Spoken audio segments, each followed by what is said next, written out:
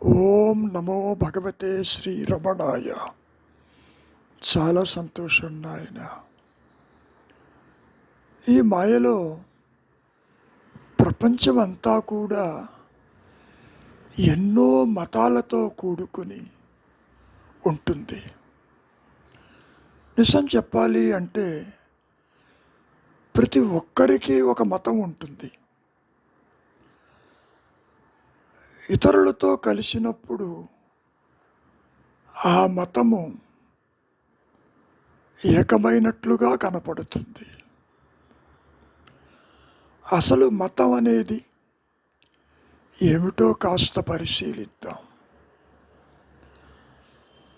మనస్సుకు నచ్చినటువంటిది ఆచరించేదే మనస్సు అయి కూర్చుంది. ఆచారమన్నా, మనస్సన్నా, మతమన్నా, మార్గమన్నా అంతా ఒకటేను. ఎవరిని కదిలించినా ఇది నా మతము, ఇది నా మనస్సు ఏర్పరచుకున్న కొన్ని కట్టుబాట్లు అంటూ ప్రతి ఒక్కరూ ఈ మాయలో, ఈ జగత్తులో ప్రవర్తిల్లుతూనే ఉంటారు. ఒకవేళ ఈ మతమే కనుక నిజమైతే మానవాళిని ఒక తాటి మీదికి తీసుకురావాలిగా.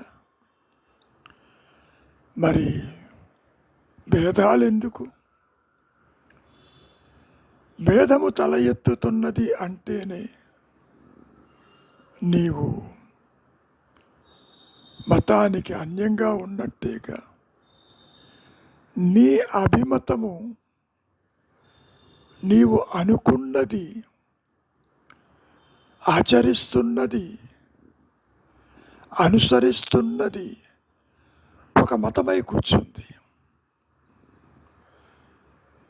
మనం ఒక్కసారి చరిత్ర పుటలని త్రిప్పి చూస్తే వ్యక్తుల చేత చాలా మతాలు ఏర్పడినాయి. అంటే వారు అనుసరించే దృష్టికోణంలో వారిని నమ్మిన వారు ఆ మతస్థులమని పేర్కొనటం జరుగుతూ ఉంది. అంతవరకు దేనికి? ఆదిశంకరుల కాలంలో కూడా ఎన్నో మతాలు ఉండేవని, శాక్తేయులని, ఆరాధకులని, అదని ఇదని ఇట్లా ఆదిశంకరులు వాటన్నిటినీ ఏకం చేసి ఒక అద్వైత మత స్థాపన చేసినట్లుగా మనకు చరిత్ర చెబుతూ ఉన్నది.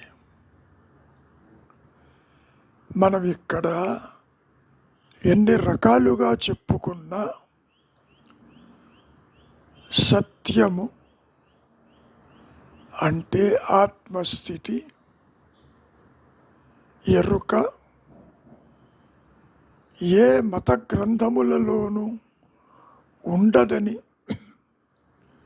శ్రీ రమణ మహర్షులు వారు చాలా స్పష్టం చేశారు.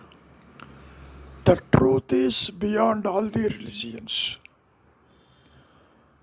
మరి అయితే ఈ మతాలు మనకు అందిస్తున్నది ఏమిటి? ఏకత్వమా, విభజత్వమా? ఆ మతాలలో కూడా ఏక అభిప్రాయాలు లేక విడిపోయిన సంఘటనలు మనం ఎన్నో చూస్తున్నాం. ముఖ్యంగా గతంలో గనక మనం పరిశీలిస్తే ఎందరో దేవుళ్ళని సృష్టించుకుని వారిని ఆరాధించేవాళ్ళు ఆ మతాల కింద చెప్పుకోవటం జరిగింది. వైష్ణవులు కావచ్చు, శివభక్తులు కావచ్చు, ఆరాధకులు కావచ్చు, ఆరాధ్యులు కావచ్చు. మన కళ్ళ ఎదుటే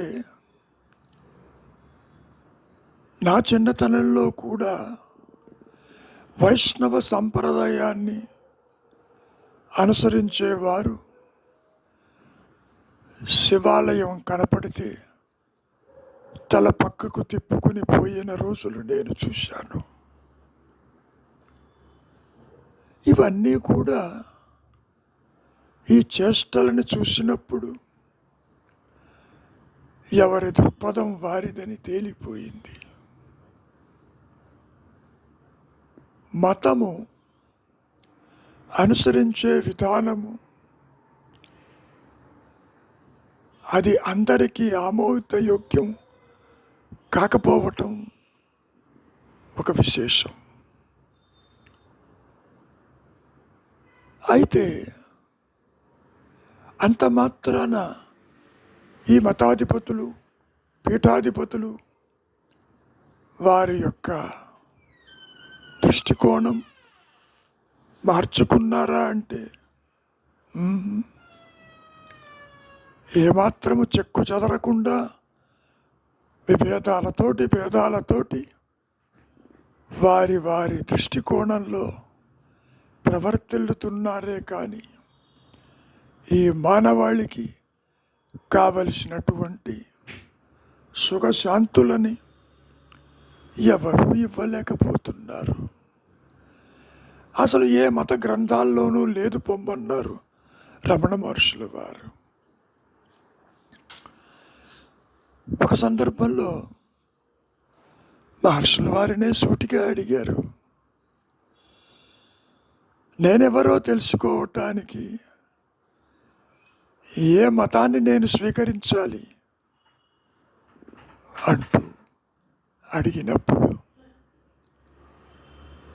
నీవుగా నిలిచి ఉండటానికి మతంతో నీకేం పని, నేను ఉన్నానన్న జ్ఞానము అది ప్రకాశిస్తూనే ఉన్నది. ఇంకా చెబుతూ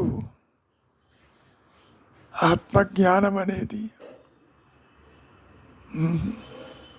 మీరు అనుకునే గురువు అందించడు, మీరు అనుకునే పవిత్రమైనటువంటి మత గ్రంథాలలో ఉండదు, ఆకాశాన్ని నుంచి ఊడిపడదు, ఇతరులు నీకు ఇవ్వరు అంటూ ఇంత స్పష్టం చేసినప్పటికీ నా మతం వేరని, మీ మతం వేరని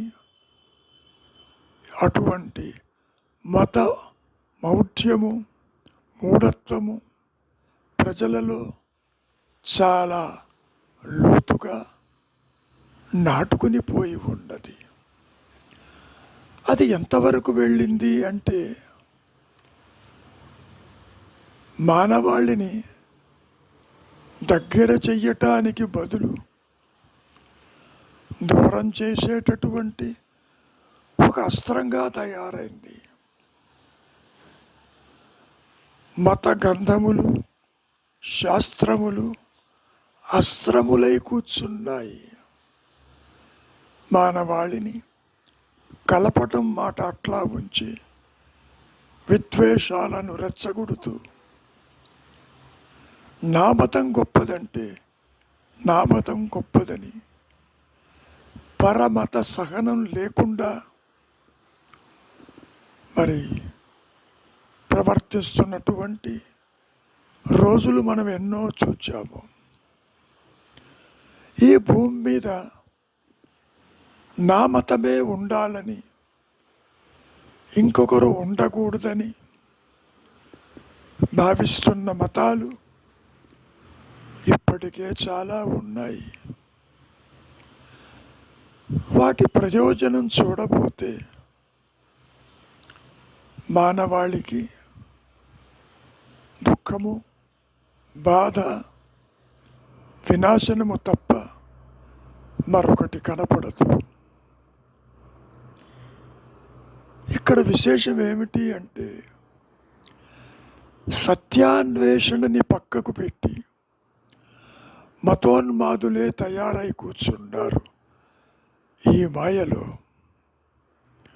నా మతం గొప్పదంటే నా మతం గొప్పది.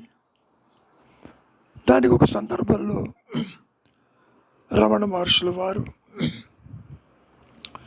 నీవు ఒక మతాన్ని కనుక నమ్మితే, అనుసరిస్తే ఇంకొక మతాన్ని మరి విభేదించాలి, తప్పదు. మరి వాటి జోలికి ఎందుకు పోతావు? నీవెవరివో తెలుసుకుని నీవుగా నిలిచి ఉండటం శ్రేయోదాయకం కాదా అంటూ హెచ్చరించారు. ఆత్మజ్ఞానం అనేది గతంలో చెప్పుకున్నట్టు ఏ మత గ్రంథాలలోనూ ఉండదు, అది అందించదు. మరి ఎందుకు వచ్చినాయండి ఇన్ని మతాలు? ఎందుకు కొందరు ఇది మా మతమని, ఇదే ఒకటే ఉన్నదని, నిర్గుణమని సగుణమని ఆరాధనలతో ఈ మతాలు విశ్వవ్యాప్తము చెందటం మనం ఈ మాయలో చూస్తూనే ఉన్నాం. అయితే మనం మతం మార్పిడుల సంగతి ఇంకా చెప్పక్కర్లేదు. మతాన్ని ఎందుకు మారుస్తున్నారో వారికే తెలియదు. ఏ ఫలాపేక్షని ఆశించి ఒకరిని ఇంకొక మతంలోకి తీసుకోవటం వల్ల భౌతికమైనటువంటి సంఖ్య పెరుగుతుందే కానీ స్వరూప జ్ఞానం ఎక్కడ కలుగుతుంది? అది ఒక్క అనుగ్రహము చేతనే ప్రకాశిస్తుందని రమణ మహర్షుల వారు ఎన్నోసార్లు చెప్పినప్పటికీ సామాన్యులకి తలకెక్కదు. మా మతం వేరని, మీరు చెప్పేది వేరని, వేరు భావనలతోనే వాళ్ళు ఉంటున్నారు తప్ప సత్యాన్ని గ్రహించటానికి, అనుసరించటానికి మతంతో నీకేం పని అంటే వారు దాన్ని అంగీకరించే స్థితిలో లేరు. మతమే రాజ్యాలు వెళ్తున్నాయి, మతమే మానవాళిని ఏకం చేస్తుందన్న ఒక నమ్మకం. గతంలో మనం చెప్పుకున్నాం, దైవం ఉన్నాడా లేడా అన్న ప్రస్తావన వచ్చినప్పుడు, ఉన్నాడు అంటే ఆస్తిక మతమని, లేడు అంటే నాస్తిక మతమని మనం చెప్పుకున్నాం. ఇదే విషయాన్ని మహర్షుల వారి దగ్గర ప్రస్తావించినప్పుడు, దేవుడు ఉన్నాడు అన్న లేడు అన్న రెండు అహంకార ధోరణులే. వ్యక్తిత్వాన్ని నిలుపుకుంటూ ఎన్ని మాటలు మాట్లాడినా అవి సత్యం ఎలా అవుతాయి? ఇంకా చెబుతూ మహర్షుల వారు, దైవం ఒక ఆలోచన, దేహం ఆలోచన, జగత్ ఆలోచన. ఆ ఆలోచనలకి నీవు స్వస్తి చెప్పి నీవుగా ఉండటం అనేది ఎందుకు నేర్చుకోవు? ఈ మూఢత్వంలో, ఈ మతం అనేటువంటి ముసుగులో నీవెందుకు బాధపడతావు అంటూ హెచ్చరించారు. ఇక్కడ మనం ఒక విషయాన్ని బాగా గుర్తు చేసుకోవాలి. నీ ధర్మము అంటే నీ సహజ లక్షణం ఏమిటి అన్నప్పుడు ఆత్మే నీ ధర్మము, ఆత్మే నీ మతము, ఆత్మే నీ లక్షణము, ఎరుకే నీ ధర్మము. ఎలా చెబుతారండి, ఎలా తెలుస్తుంది అన్నప్పుడు మహర్షుల వారు ఇదే విషయాన్ని ఇంకా విస్తారం చేస్తూ ఈ సృష్టిలో ప్రతి వస్తువుకి ఒక ధర్మం ఉంది. నీటికి శీతల ధర్మము, మరి అగ్నికో ప్రకాశ ధర్మము, దహించే ధర్మము, మరి వాయువుకు చంచల ధర్మము. మరి ప్రతిదానికి ఒక ధర్మం ఉన్నప్పుడు మరి ఈ జీవుడికి, పరిమితమైన మానవుడికి ధర్మం ఏమిటి అన్నప్పుడు, ధర్మం ఏది అన్నప్పుడు అదే ఆత్మధర్మము. ఈ ఆత్మధర్మము మతము కాదు, ఆలోచన కాదు. ఏ అహంస్ఫురణ అయితే స్వయం ప్రకాశమై జ్ఞానమయమై తనకు తానుగా జ్ఞాన వృత్తి చేత నేను ఉన్నాను, నేను ఉన్నాను అన్నటువంటి స్ఫురణ కలిగి ప్రకాశిస్తున్నదో అదే నీ ధర్మము, అదే జీవధర్మము, అదే అత్యుత్తమమైనటువంటి స్థితి, అదే తురీయము, అదే సహజత్వము, అదే ఉన్న సత్యస్థితి. ఇక్కడ నీవు దేహాలను మార్చుకుంటూ స్థూల సూక్ష్మ కారణ దేహములతో ఆయా లోకాలు దర్శిస్తూ పుడుతూ నశిస్తూ పునరభిమరణం పునరభిజననం అంటూ ఈ మాయా విషవలయంలో చిక్కుకొని పరిభ్రమిస్తున్నావా లేదా? కనుక నీ ధర్మము, నీ ఉనికి, అహంస్ఫురణే నీ ధర్మము.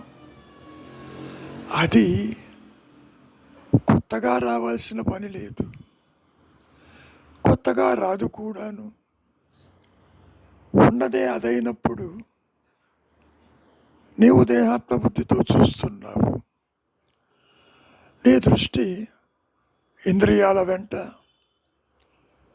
మరి జగత్తు వెంట, విషయముల వెంట, వాసనల వెంట, కోరికల వెంట, అంతఃశత్రువుల వెంట, అరిషడ్ వర్గముల వెంట మరి నీవు పరిగెడుతున్నావుగా.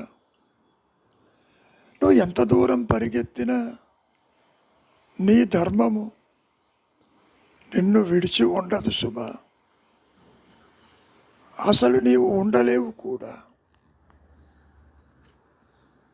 నీవుగా నిలిచి ఉండటానికి ఏ మతముతోనూ పని లేదు. కారణం, ఈ విషయాన్ని కూడా ఒక సందర్భంలో రమణ మహర్షుల వారిని భగవాన్, మనకి ఎన్నో మతాలు ఉన్నాయి, ఈ మతాలన్నిటిలోనూ ఏ మతం ఉత్తమమైంది, పైగా మీ పద్ధతి ఏమిటి అంటూ సూటిగా ప్రశ్నించారు. దానికి మహర్షులు వారు చిరునవ్వు నవ్వుతూ అన్ని మతాలు అన్ని పద్ధతులు సమానమే సమానమే అనటంలో భేదము లేదని, ఆ మతాలు సత్యాన్ని ప్రకాశింపచేయలేవని చెప్పటం వారి యొక్క ఉద్దేశం. మరైతే ప్రతి మతంలోనూ ముక్తికి వేరు మార్గాలు బోధిస్తారే, మరి వాటి సంగతి ఏమిటి? మోక్షం అంటారు, లిబరేషన్ అంటారు, స్వర్గం అంటారు, ఏమిటిదంతా అంటూ ఎదురు ప్రశ్న వేసినప్పుడు దానికి మహర్షులు వారు, ఇంతకీ ముక్తి నీకెందుకు? నీకు దాంతో పనేమిటి? ముక్తి అంటే ఏదో కొత్తగా వస్తుంది అనుకుంటున్నావు. ఇప్పుడున్నట్లే నీవు ఉండరాదా? నీకెందుకు ముక్తి? నీ ఆలోచనలతోటి నీవు అశాంతంగా ఉన్నావు, అశాంతితో కూడుకుని ఉన్నావు, ఆందోళనతో ఉన్నావు, భయంతో ఉన్నావు, క్షణక్షణము ఏం చెయ్యాలో తెలియని స్థితిలో ఉన్నావు. అవునా? దానికి ఏం సమాధానం చెబుతావన్నప్పుడు, నేను కోరేది, ఆ పృచ్ఛకుడు అంటున్నాడు, దుఃఖ నివారణ. దుఃఖం లేకపోవటమే కదా మోక్షం అంటే, దుఃఖాభావమే కదా మోక్షం అంటే. నిజమే, అన్ని మతాలు చెప్పేది కూడా అదే. మరి దానికి అనుసరించే మార్గం ఏది? ఇక్కడ వస్తుంది ఇబ్బంది. దానికి మహర్షులు వారు, మార్గం అంటావా, వచ్చిన దారినే వెనక్కిపోవటమే. ఇది మింగుడు పడదు. వచ్చిన దారేదో తెలిస్తే కదా వెనక్కి వెళ్ళటానికి. మీరు ఎక్కడి నుంచి వచ్చారు అంటే, నేను బలాన్ చోటు నుంచి వచ్చాను అని నీవు గుర్తిస్తావు కాబట్టి వెనక్కి వెళ్ళవచ్చు. ఇక్కడ మహర్షి యొక్క అవుట్లుక్, ఉద్దేశము, బోధ చాలా సరళమైంది. ప్రతిదానికి నేనొచ్చాను అంటున్నావుగా, ఆ నేను ఎక్కడి నుంచి వచ్చిందో చూడు, అక్కడికి తిరిగిపోవటమే మార్గము, అంతకు మించి మరొకటి లేదు. ఆ విషయం నీవు పక్కకు పెట్టి, నేను బలా మతస్థుండని, నేను బలాని వారిని ఆరాధిస్తానని, నేను నిరాకారం చూస్తానని, నిరాకార పూజ చేస్తానని, ఆకార పూజలు నాకు వద్దని, ఎందుకు ఈ మాటలతో ప్రయోజనం అన్నారు. దానికి మరి స్పందిస్తూ, ఇంతకీ నేను ఎక్కడి నుంచి వచ్చాను నాకు తెలియటం లేదే. దానికి మహర్షులు వారు ఇంకా విస్తారంగా బదులు పలుకుతూ, అసలు నీవు తెలుసుకోవలసింది అదే మరి. అంతేకాని మత గ్రంథాలలో ఉన్నటువంటి విషయాలని పఠించటము, ఆచరించటము, కర్మలు చేయటము అది కాదు కదా. అంతవరకు దేనికి? నీవు నిద్రిస్తున్నావనుకో, నిద్రలో నీకు ఈ ప్రశ్నలు తల ఎత్తుతాయా? నిద్రలో నీవు లేవా? మరి అప్పుడు ఉన్న నీవే ఇప్పుడు కూడా నువ్వు మాట్లాడుతున్నావు. దానికి నీ సమాధానం ఏమిటి అని సూటి ప్రశ్న వేశారు రమణ మహర్షులు వారు. నిజమే భగవాన్, నేను గాఢ నిద్రలో ఉన్నాను. నాలాగే నా మనస్సు కూడా ఉన్నది. కానీ నా ఇంద్రియాలన్నీ కూడా అణిగి ఉన్నాయి. నేను అక్కడ మాట్లాడలేనుగా, నాకేమీ తెలియదుగా. దానికి కూడా మహర్షుల వారు స్పందిస్తూ, సరే నీ మాటే నేను వింటాను. ఇంతకీ నీవు దేహాత్మ బుద్ధి కలిగిన, కర్తృత్వము కలిగిన జీవుడివా, లేక ఆలోచన సమూహాలతో కూడిన మనస్సువా? మరి అది తేల్చుకున్నావా ఎప్పుడైనా? నిద్రలో మనస్సు తనకు తాను ఉన్నదని నీకెప్పుడైనా తెలియజేసుకుందా? దాని ఉనికి నీకు చెప్పిందా? మనస్సు అంటే ఏమనుకుంటున్నావు? ఆలోచన సమూహమే కదా, అది ఒక సూక్ష్మదేహమే కదా. ఇక్కడేమో నీవు స్థూల దేహంతో స్థూల జగత్తుని, ప్రదేశాలని, ఇతరులని చూస్తున్నావు. మరి సూక్ష్మదేహంతో గతంలో చెప్పుకున్నట్టు ఈ మనస్సుతోటి నీవు స్వప్నలోకాలు సృష్టించుకొని నీ వాసన ప్రభావము చేత సుఖ దుఃఖాలు అనుభవిస్తున్నావా లేదా? మరి ఇంత చెప్పినా ఇంకా మహర్షిని అడుగుతున్నారు. పెద్దలు, సత్యము నెరిగిన వారు కూడా జీవేశ్వరులకు భేదం చెబుతున్నారుగా, వాటి సంగతి ఏమిటి అని మహర్షిని ఎదురు ప్రశ్న వేశారు. దానికి మహర్షుల వారు, ఈశ్వరుడు సంగతి నీకెందుకు, నీ సంగతి చెప్పు. ఈశ్వరుడు ఉన్నాడో లేడో ఎవరికీ తెలియదు.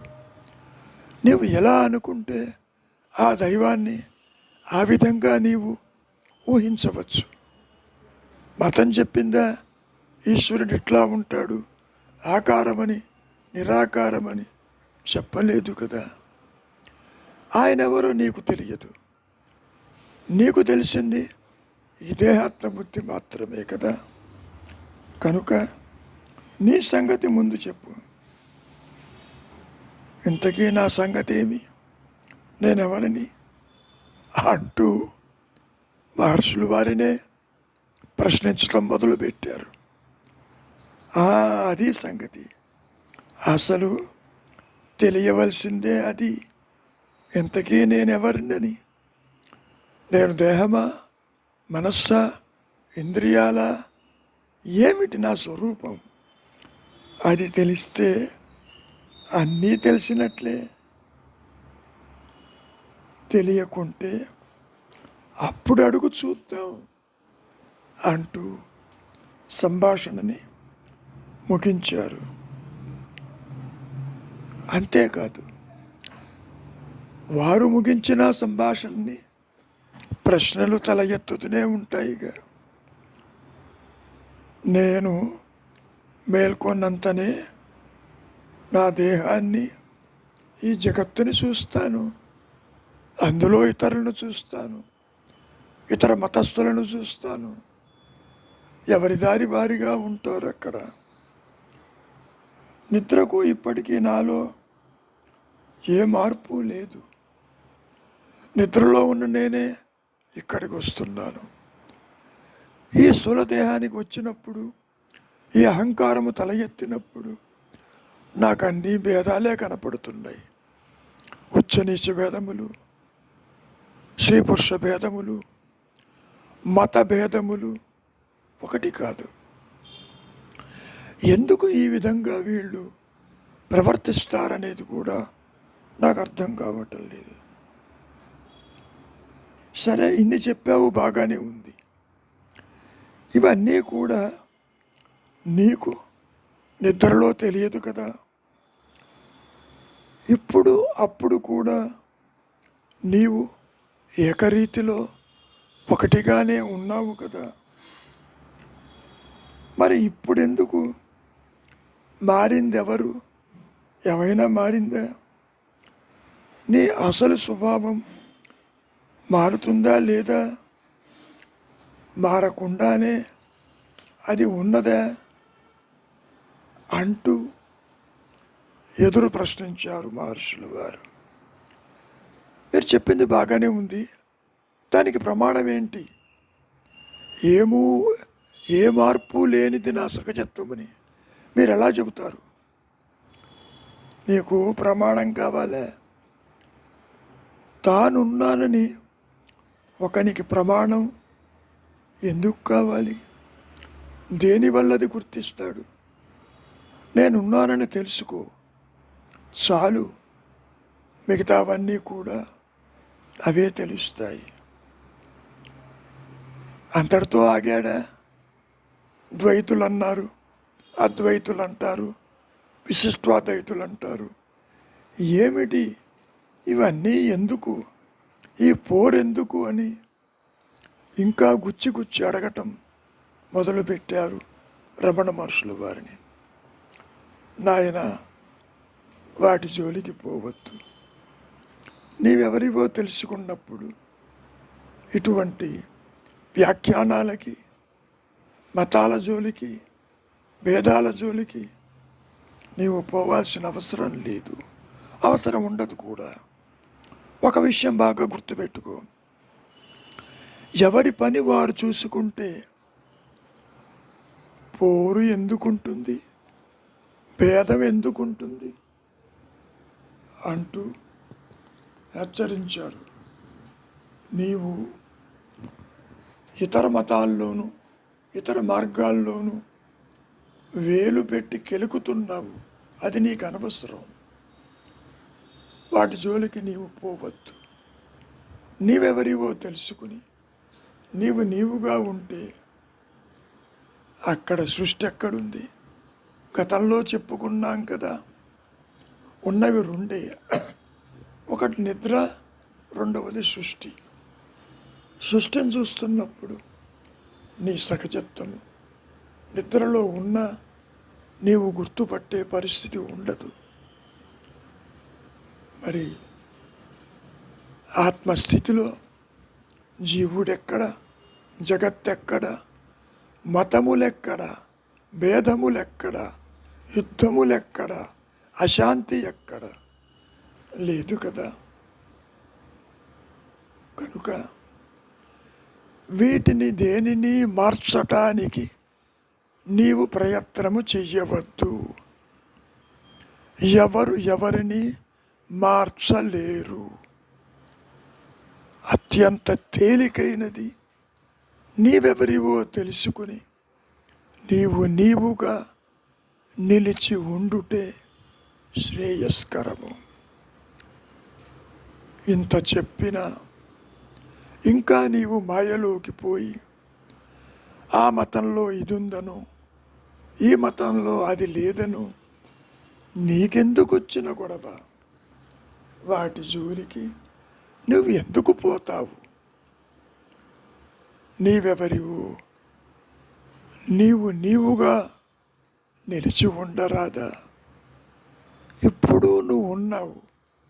ఇదిగో ఈ ఆలోచనలతోటి, భేదముతోటి, అశాంతితోటి నీవు ప్రవర్తిల్లుతున్నవే తప్ప నిజానికి సత్యము, నీ సహజ స్థితి ఏ మత ప్రాతిపదిక మీదను అది ఉండదు. ఒక విషయం గుర్తుపెట్టుకో, సత్యము ప్రకాశిస్తున్న స్థితిలో నీవు అనుకునే అహంకారం ఎక్కడ, జగత్ ఎక్కడ, నీ దేహం ఎక్కడ, ఈ జనన మరణాలు ఎక్కడ, ఈ మతాలు ఎక్కడ, ఈ మూఢత్వం ఎక్కడ? మరి లేదు కదా. ఆ స్థితిలో నీవు ఉండరాదా? ఎందుకీ బాధ నీకు?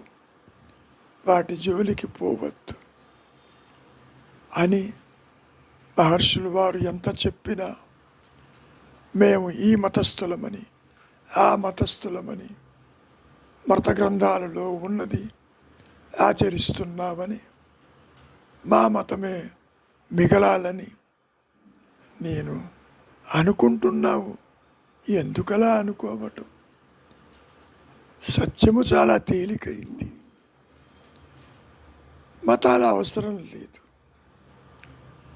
ఇంతకీ మీ మతం ఏది అన్నప్పుడు మహర్షులు వారు మౌనం వహించి ఆత్మే నా మతం అన్నాడు. నా అభిమతం కూడా అదే అన్నాడు. ఉన్నది ఒకటే సత్యం అన్నారు. ఆ సత్యాన్ని గ్రహించినప్పుడు అభేద స్థితి నీకు ఉంటుందని, ఎవరిని నీవు ద్వేషించవని, ఎవరిని అతిగా ప్రేమించవని, అసలు అన్యత్వమే కానరాదని, ఏకమే ఉంటుందని ఎన్ని రకాలుగా చెప్పటం జరిగింది. కనుక నాయన, మతాల జోలికి పోవద్దు, మార్గాల జోలికి పోవద్దు. ఏదో కొత్తగా సాధించాలి, ఈ మతం మారితే నాకు తేలికవుతుంది, అక్కడ ఆచారాలు నాకు అనుగుణంగా ఉంటాయి అనుకుంటూ నీవు మతాలను మార్చుకుంటూ పోతే నీకు మిగిలేది గందరగోళమే తప్ప ఆత్మప్రకాశం కాదు కదా. స్వరూప జ్ఞానానికి కావలసింది మౌనము, అంతర్ముఖము, నిశ్చలత్వము, నిశ్శబ్దము. అంతేకాని కర్మలు ఆచరించటం కాదు. రమణ మహర్షుల వారు ఉపదేశ సారంలో ఎన్నో విషయాలను ప్రస్తావిస్తూ ఈ కర్మలు, కర్మకాండలు, మహాసందర్భ చర్యలు అవి నిన్ను గమ్యాన్ని చేర్చవు, అవి దూరంగా తీసుకుపోతాయి అంటూ హెచ్చరించారు కదా. వాటిని గుర్తుపెట్టుకోండి. ఎన్ని రకాలుగా మనం చెప్పుకోవటానికి ప్రయత్నము చేసిన సత్యము మతానికి అతీతమని, ద్వైతానికి అతీతమని చెప్పుకున్నప్పటికీ ఈ మతమౌఢ్యం అనేది మానవుణ్ణి పట్టి పీడిస్తూ ఉన్నది. ఇది అంత తేలికగా తొలగిపోయే జాడ్యము కాదు. ఎవరిని ఎవరు మార్చలేరు, ఎవరు ఎవరికి ఏమీ కాదు. నిజం చెప్పాలి అంటే ఎవరికి వారే యమునా తీరే. నీవు ఎందరినో చూస్తున్నావు. ఇదంతా భ్రమజనితమని, కలసమమని దాన్ని నీవు వదులుకో, పట్టుకోవద్దు. అసత్యమని గుర్తించు. నీతో కలిపి నీవు చూస్తున్నది సత్యము కాదు, భ్రమజనితము. కనుక దేనిని ద్వేషించవద్దు, దేనిని ఆశించవద్దు. నీవుగా నిలిచి ఉండుటే శ్రేయోదాయకము. అదే నీ ధర్మము, అదే నీ మతము, అదే నీ మార్గము, అదే ఉన్నటువంటి తురీయము, అదే నీ సహజ స్థితి, అదే అహంస్ఫురణ. కనుక నాయన, భేదానికి తావివ్వద్దు. నీ సహజత్వానికి అడ్డు తొలగేది నీ ప్రయత్నము, అడ్డు తొలగేది నీ ఆలోచనలు, అడ్డు తొలగేది ఇంద్రియ వ్యాపారములు. వాటిని నియంత్రించుకుని తీవ్ర వైరాగ్యముతో నిశ్చలంగా ఉండు. ఆదిశంకరులు ఏమన్నారు? నిశ్చలతత్వే జీవన్ముక్తి అన్నారు కదా. ముక్త స్థితి కొత్తగా వచ్చేది కాదు నాయన. ఇప్పుడు కూడా నీవు అదేను. కనుక ఊరక ఉండుటే శ్రేయస్కరము. మతాల జోలికి పోవద్దు, మార్గాల జోలికి పోవద్దు, శాస్త్రాల జోలికి పోవద్దు. అది వాసనై నిన్ను పీడిస్తుందే తప్ప గమ్యాన్ని చేర్చవు. The truth is beyond all religions. కనుక నాయన మౌనమే శరణ్యం.